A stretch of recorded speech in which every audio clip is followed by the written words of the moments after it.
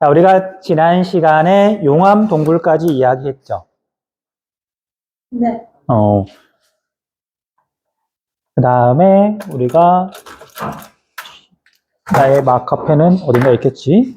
자, 용암 동굴까지 이야기했고요. 그 다음에 그 밑에 이 부분이 이제 제주도에서는 제일 중요한 부분이에요. 볼게요.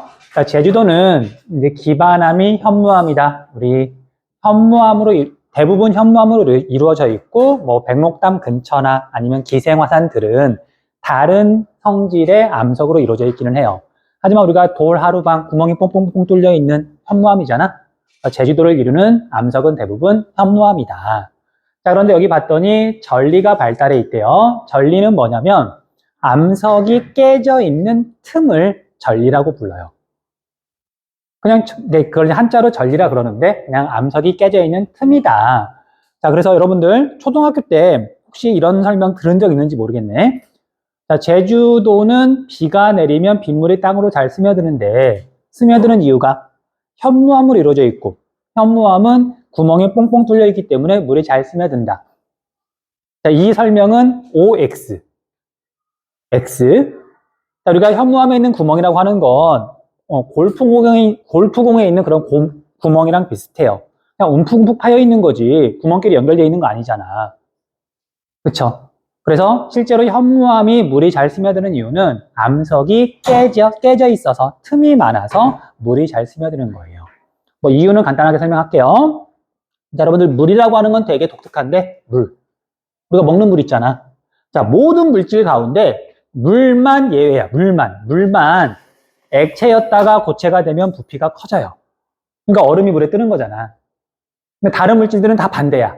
액체였다가 고체로 바뀌면 부피가 작아지면서 밀도가 커지거든요. 자, 그래서 용암이 식는 과정에서 이제 용암일 때는 액체, 얘가 고체, 암석으로 바뀌는 과정에서 부피가 쪼그라드는데 근데 우리가 암석이라고 하는 건 딱딱하니까 늘어나지 않죠.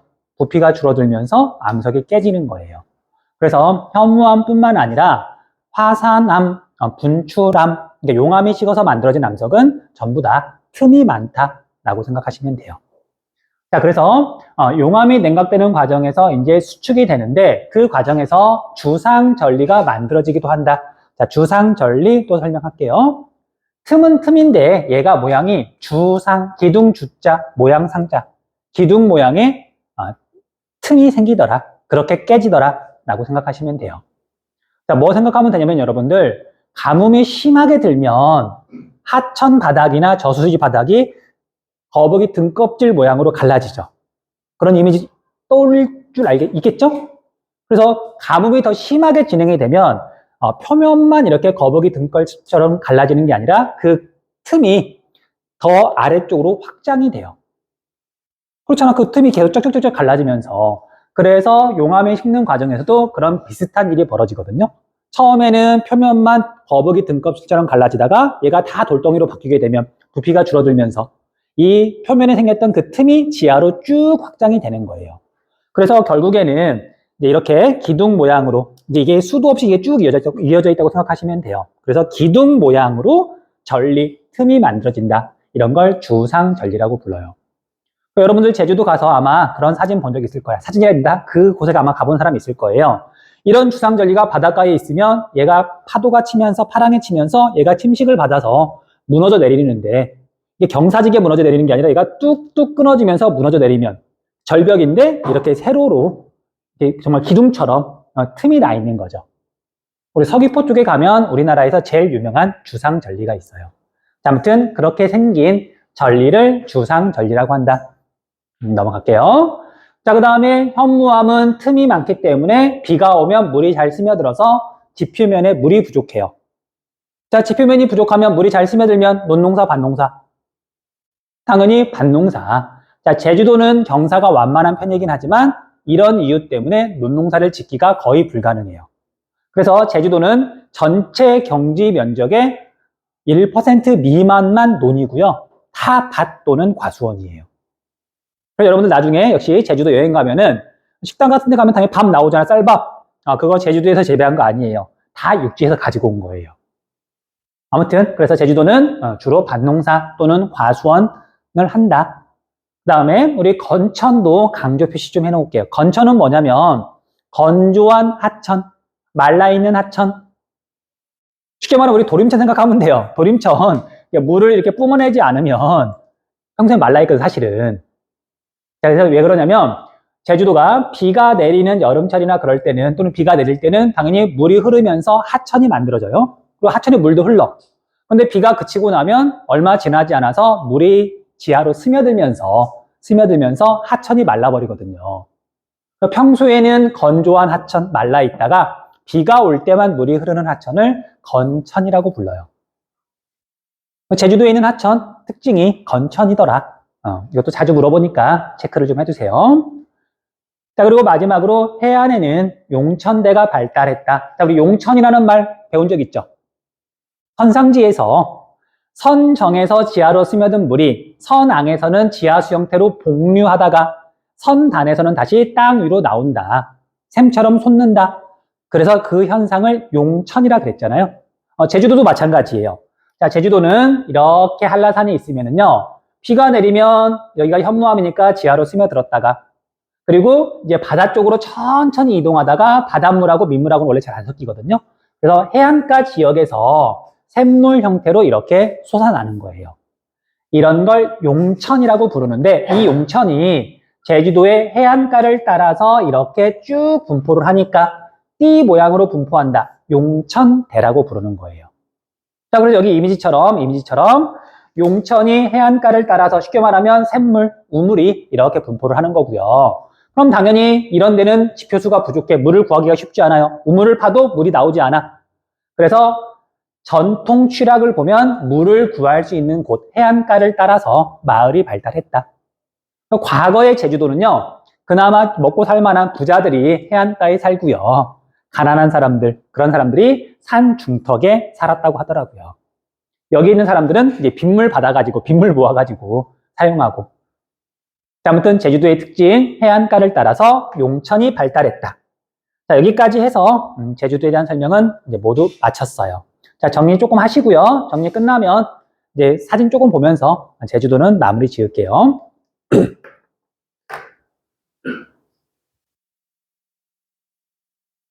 자, 우리 제주도 조금만 볼게요. 자, 각도를 좀 더 낮출 수 있으면 좋을 텐데, 뭐 그럴 수는 없어서 이 프로그램상. 자, 제주도는 이제 바다에서 화산이 용암이 분출해가지고 만들어진 화산섬이에요. 그리고 여기가 한라산의 정상이거든요. 백록담이 여기에 있는데 여기에서부터 여기 끝에까지 쭉 경사가 완만하게 얘가 이제 제주도인 거죠. 한라산은 전체적으로는 이렇게 순상 화산을 이루고요. 그 다음에 여기서도 조금 모습이 드러나 있긴 한데 돌려볼까? 자, 여기가 이제 백록담이 있는 정상 부분인데 다른 데는 경사가 완만하지만 여기는 지금 이렇게 경사가 급한 거 느껴져요? 이 부분은 종상 화산이다. 그리고 말했던 것처럼 여기 봤더니 이게 지금 백록담이에요. 겨울이다 보니까 지금 여기 뭐 이렇게 겨울은 아니지만 이게 뭔가 눈이 좀 쌓여 있는 것 같아. 그래서 비가 별로 오지 않는 시기다 보니까 정말 조금만 물이 있는 거예요. 아무튼 얘는 규모가 그렇게 크지 않다, 작다. 그래서 얘는 화구호죠. 천지는 칼데라 호지만 그거 구분하셔야 되고요. 자, 그리고 이제 이렇게 보면은, 자, 여기 보면 한라산 전체적인 틀이 만들어진 다음에 여기 마치 여드름처럼 이렇게 오름이라고 되어 있는데 이런 것들이 나중에 만들어졌더라, 대체로. 이런 걸 기생화산이라고 부르고요. 여기에만 있는 게 아니라 제주도 어디에나 있어요. 어디에나. 여기도 마찬가지로 일반적인 산들은 산 줄기가 있고 봉우리가 이렇게 있으면서 이어지잖아. 그런데 화산이라고 하는 건 그냥 여기서 폭발하면 봉우리 하나 생기는 거고 여기서 폭발하면 봉우리 하나 생기는 거고. 그래서 여기 보면은 이런 식으로 오름이라고 되어 있는 것들, 뭐 오리라고 되어 있는 것들 뭐 전부 다 기생화산이거든요. 제주도 전체적으로 한 360여 개 정도가 있더라. 체크를 좀 해두셔야 돼요. 자, 그리고 아까 말했던 것처럼 제주도는 이렇게 경사가 급하지 않아서 농사는 사실 되게 많이 지을 수 있어요. 그런데 지표수가 부족하니까 현무암이다 보니까 물이 잘 스며들어서 논농사가 아니라 거의 대부분 밭농사다. 그렇게만 체크하시면 돼요. 자, 이제 울릉도로 넘어갈게요. 울릉도. 자, 울릉도하고 독도는 보통 이제 세트로 묶어서 정리를 하는데, 어쨌든 울릉도부터 볼게요. 자, 울릉도는 제주도랑 달리, 한라산이랑 달리 점성이 큰 용암이 분출했어요.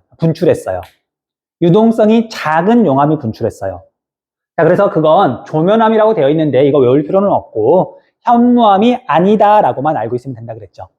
자, 그래서 얘는 점성이 크다 보니까 용암이 잘 흐르지 않아서 끈적끈적해서 된장 같아서 종 모양의 화산섬을 이루었다. 경사가 급하다. 됐죠? 체크를 꼭 해두셔야 돼요. 자, 그리고 앞에서 얼핏 이야기했던 것처럼 울릉도 약간 북쪽에는 이제 섬 중앙부라고 되어 있지만 약간 북쪽에는 칼데라가 있어요. 자, 칼데라는 화산체 화구 밑에가 함몰돼서 무너져야 돼서 만들어진 커다란 웅덩이라 그랬잖아. 근데 웅덩이가 되게 크면 보통 뭐라고 부르냐? 분지라고 불러요. 분지가 산으로 둘러싸인 낮은 땅이니까 분화구가 되게 크면 그 자체가 분지인 거죠. 자, 그래서 칼데라 분지라고 부르는데 울릉도에 있는 이 칼데라 분지 이름이 나리 분지예요. 나리 분지. 자, 그리고 화산활동이라고 하는 게 정말 칼같이 딱 잘라서 이제 화산활동 끝났어. 그런 거 아니에요. 울릉도 같은 경우에는요, 바다가 이렇게 있으면은요, 수심이 한 2000m쯤 되거든요. 그래서 바다 밑에 굉장히 큰 화산체가 이렇게 있고요. 그 다음에 여기 위에 이제 이런 식으로 칼데라 분지가 있고요. 이제 얘가 울릉도인 거예요. 급경사. 됐죠? 자, 아무튼 그래서 이렇게 칼데라가 만들어진 다음에, 칼데라 분지가 만들어진 다음에 얘가 마지막으로 힘을 짜내서 칼데라 여기 안에서 화산 폭발이 한 번 더 일어났어요. 조그맣게. 됐죠? 그래서 이 분지 안에 보면 이렇게 언덕이 하나 있는데 얘를 뭐라고 부르냐면요. 중앙에 있다. 중앙에 있다. 칼데라 분지 안에 중앙에 있다. 그리고 화구, 이제 분화구, 용암이 나오는 곳을 화구라고 부르는데 거기에 언덕 모양으로 화산체가 만들어져 있다. 그래서 칼데라 분지 안에 있는 조그만한 이런 화산체를, 화산 지형을 중앙화구구라고 불러요. 얘는 언덕 구자예요. 그래서 울릉도에 있는 이 중앙화구구의 이름이 이제 학생들이 중앙화구구라는 말은 기억 잘 못하고 이거 이름만 기억하더라고요. 이름이 알봉이에요. 알봉. 이름이 귀엽다고 기억을 잘 하더라고요. 자, 아무튼 그래서 울릉도에 있는 이 지형을 갖다가 분화구가 일단 이렇게 하나가 있고요. 그 안에 또 다른 분화구가 있는 거잖아요. 그래서 이걸 뭐라고 부르냐? 이중화산이라고 불러요. 이중화산. 이중은 말 그대로 분화구가 이중이다. 그리고 우리가 한라산 할 때 공부했던 거 복합화산은 종상화산과 순상화산이 같이 있는 거. 용어가 조금 헷갈릴 수 있지만 분화구가 이중이다. 이렇게 먼저 기준을 잡고 정리하시면 뭐 헷갈리진 않을 거예요. 됐죠? 넘어갈게요. 그리고 독도는 동해 해저에서 용암이 분출하여 형성된 화산섬이라고 되어 있는데 자, 여러분들 독도는 경사가 급해요? 완만해요? 우리 오며 가며 보면 계단에 독도 사진이 있어요. 우리 독도 사진은 많이 봤잖아. 경사가 급해요. 그리고 독도도 종상화산이에요. 종상화산. 자, 그리고 이거 시험에서 물어보는 건 아니지만 그냥 상식에서 알고 있으면 돼요. 제주도가 제일 크고 그 다음 울릉도, 독도가 제일 작은데 화산 활동이 일어나서 만들어진 시기는 독도가 제일 먼저 만들어졌고요. 그 다음 울릉도고요. 제주도가 가장 최근에 만들어졌어요. 뭐 그 정도만 하면 될 것 같아요. 넘어갈게요. 그 다음 철원 평강 일대 용암대지.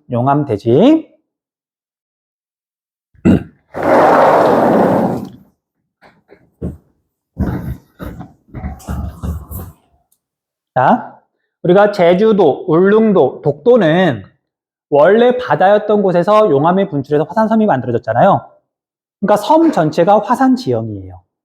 그런데 용암이 분출한 곳이 바다가 아니라 육지일 수도 있잖아요. 그럼 거기는 어떻게 되어 있냐면 그냥 주변은 그냥 일반적인 육지. 그냥 거기서 용암이 분출했으니까 일부분만 화산 지형인 거예요.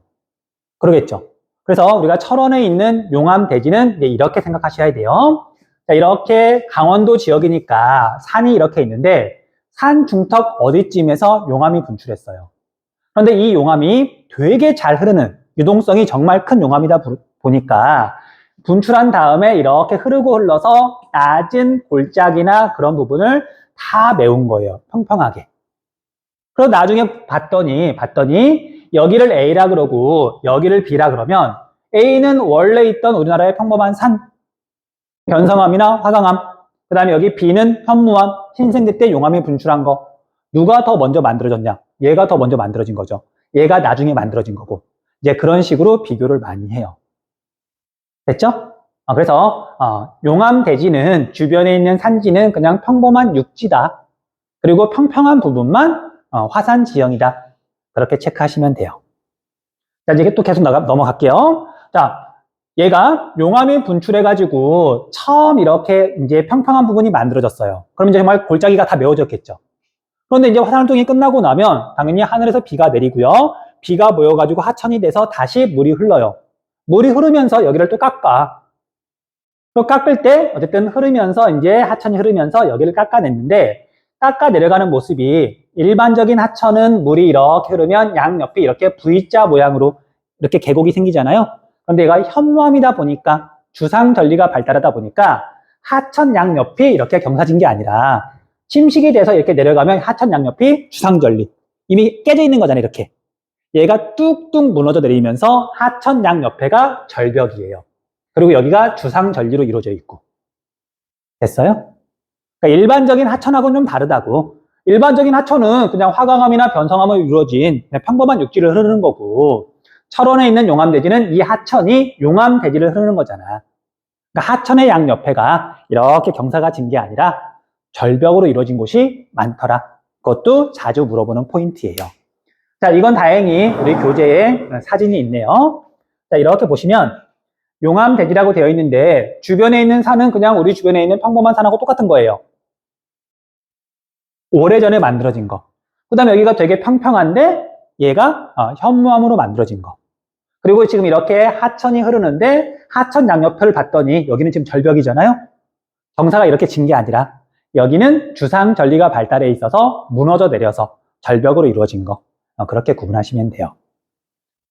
됐죠? 이제 형성 과정은 얼추 설명을 했는데 자, 중요한 거 2가지 정도만 더 설명하고 정리할 시간 줄게요. 자, 첫 번째는 자, 여기는 다른 화산 지형하고 달리 용암이 분출할 때 조금 독특하게 분출했어요. 자, 우리가 화산이 폭발한다, 용암이 분출한다. 어떤 이미지냐면요. 지표면이 이렇게 있으면 용암이 이렇게 올라오지만 어떤 구멍이 있어서 여기서부터 이제 막 용암이랑 화산가스랑 막 나오잖아요. 그러니까 이렇게 구멍으로 용암이 나오는 경우도 있는데 용암이 되게 잘 흘러. 용암 대지를 이루는. 그럼 얘네들은 뭐 구멍 형태로 나올 수도 있지만 하필이면 여기에 우리나라에 지질 구조선이 많잖아요. 암석이 깨진 틈이 있는 거잖아. 그래서 중생대 때 만들어진 지질 구조선을 따라서 땅 밑에 마그마, 되게 잘 흐르는 마그마가 있는 거예요. 얘가 압력이 세지면서 이렇게 밀고 올라오는데 이런 구멍 형태로 뚫고 나오는 게 아니라 지각이 갈라진 이 틈, 지질 구조선을 따라서 얘가 이렇게 전체적으로 깨진 틈을 따라서 워낙 잘 흐르다 보니까 용암이 분출을 했어요. 자, 이런 형태의 용암 분출을 뭐라고 부르냐면 일상생활에서는 잘 쓰지 않는데 열하 분출이라고 불러요. 열하 분출. 한글로 하면 틈새 분출인데 우리가 용어 자체가 대부분 한자로 되어 있잖아요. 열하 분출이라고 불러요. 자, 이 열자는 찢어질 열자예요. 찢어질 열자. 그러니까 뭔가 찢어져 있는 거 있잖아. 그러니까 모르겠어. 약간 나는 이런 말이 조금 징그럽게 느껴지긴 하는데, 자, 우리가 다칠 때 있잖아. 뭔가 다쳤어. 넘어져가지고 이렇게 마찰 때문에 여기가 아프다. 찰과상이라고 부르죠. 근데 칼 같은 거에 베어가지고 이렇게 찢어진 것도 있잖아. 이런 걸 우리가 열상이라고 불러요. 찢어졌다는 뜻이야. 그래서 땅이 찢어진 틈을 따라서 용암이 분출했다. 열하 분출. 워낙 잘 흐르다 보니까 이런 틈새로도 분출할 수 있는 거죠. 그래서 철원에 있는 용암 대지는 열하 분출로 만들어졌다. 체크하시면 돼요. 그다음, 자, 여러분들 현무암은 전리가 많아. 그럼 여기 위에서는 논농사를 지을까, 밭농사를 지을까? 밭농사라고 생각하기 쉬운데 논농사를 지어요. 이거 물론 당연히 설명을 안 했으니까 당연히 모를 수밖에 없지. 일부러 함정을 판 건 아니고요. 자, 왜 그러냐면 자, 용암 대지가 만들어진 다음에 이제 비가 내리면 당연히 여기 산 위에서부터 흙이나 모래가 조금씩이라도 이렇게 쓸려 내려오거든. 그래서 여기는 현무암으로만 이루어진 게 아니라 현무암 위에 흙과 모래가 또 얇게 덮고 있어요. 한 2, 3m 두께로. 더하기, 그 다음에 우리나라 사람들은 이제 옛날에 농사를 지을 수 있으면 되도록이면 논농사를 지으려고 그랬을까? 아니면 되도록이면 밭농사를 지으려고 그랬을까? 당연히 논농사, 밥 먹고 살아야 되니까. 주식, 옛날에 가난했으니까. 그래서 일제강점기 때 주로 여기에다가 진흙 같은 걸 가져다가 흙을 좀 섞은 거예요. 물이 스며들지 말라고. 그래서 현무암 위에 일반적인 흙이 있고요. 그 위에서 논농사를 짓는 거예요. 그러니까 제주도는 현무암, 전부 다 현무암이니까 밭농사인 거고, 여기는 현무암 위에 일반적인 흙이 있어서 논농사를 지을 수 있다. 자, 물론 논농사를 지으려면 물이 필요하죠. 여기에 있는 물 끌어올리거나, 그 다음에 아니면 산 위에다가 저수지 같은 거 만들어가지고 이렇게 물을 가지고 오거나, 그렇게 논농사를 지어요. 자, 참고로 여러분들, 우리나라에 유명한 쌀들이 있어요. 브랜드라 그래야 되나? 혹시 여러분들이 아는 쌀 있나, 쌀? 그래. 그쵸? 오대쌀. 철원에서 재배하는 오대쌀이 제일 유명해요. 그러니까 마트에 가면 철원 오대쌀이라고 파는데 다른 지역 쌀보다 조금 더 비싸요. 이유는 단순해. 여기 휴전선이거든요. 자연환경이 깨끗하죠. 그 사람은 많이 살 수가 없어. 이제 그 휴전선 근처다 보니까. 그래서 자연환경 되게 깨끗하고요. 쌀 품질도 좋고요. 그래서 여기서 재배하는 쌀이 다른 쌀보다 좀 비싸요. 그래서 나중에 혹시 엄마랑 또는 아빠랑 마트에 가면 지리 시간에 배웠다고 철원 오대쌀 너무 많이 말고 한 4kg짜리 사가지고 한번 밥해서 먹어보세요. 예민한 사람들은, 섬세한 사람들은 구분을 할 거예요. 자, 마지막으로 우리 지형도 설명하고, 지형, 그러네, 시계 있었네. 내가 맨날 수업하다가 시계 봤던 기억이 나네.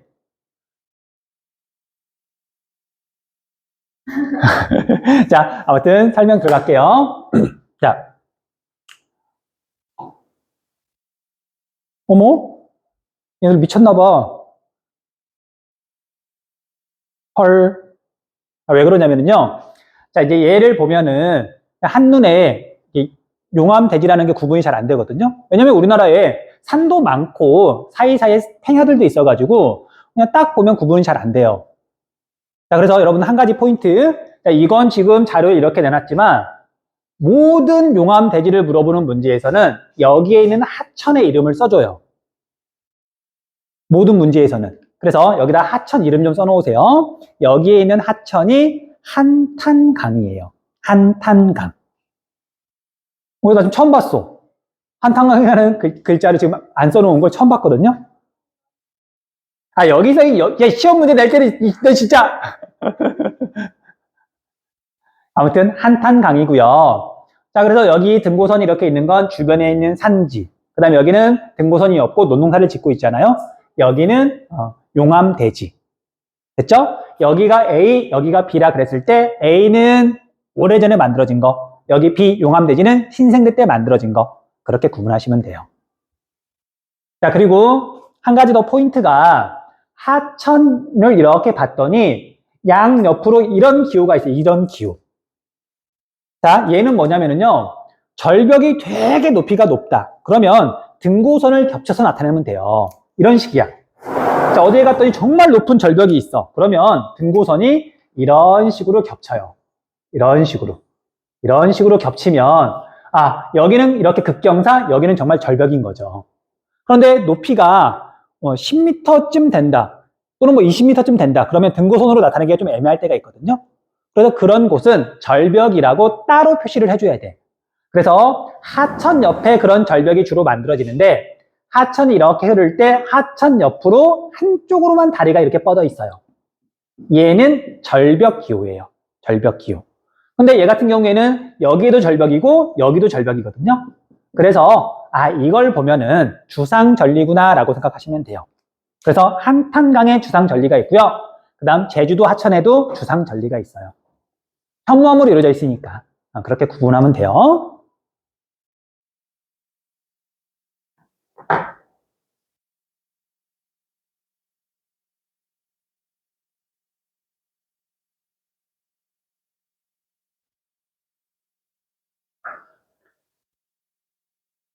그러니까 용암 대지는 이제 이렇게 생각하면 돼요. 자, 여기가 현재 우리 학교 근처를 지금 이렇게 나타낸 거거든요. 이렇게 나타낸 건데, 광신고등학교. 자, 만약에 여기쯤에서 되게 잘 흐르는 용암이 분출했다. 그럼 여기는 어떻게 바뀔까? 용암이 계속 흘러내려와서요. 여기 도림천이 여기서는 해발고도가 제일 낮은 곳이잖아. 제일 낮으니까 물이 흐르는 거잖아요. 그럼 이렇게 흘러내려와서 도림천부터 해가지고 낮은 부분을 평평하게 지금 메워버리는 거예요. 그러면 이제 나중에 어떤 모습으로 바뀌게 되냐면 이 모습으로 여기는 원래 계곡 같은 게 있던 곳인데 용암이 흘러내리면서 다 메워버린 거지. 그쵸? 그리고 여기는 마치 우리 주변에 있는 산처럼 원래 있던 산인 거고. 그래서 여기랑 어디가 더 먼저 만들어졌냐? 얘가 더 먼저 만들어진 거죠. 뭐 그렇게 구분하는 문제가 나와요. 됐죠?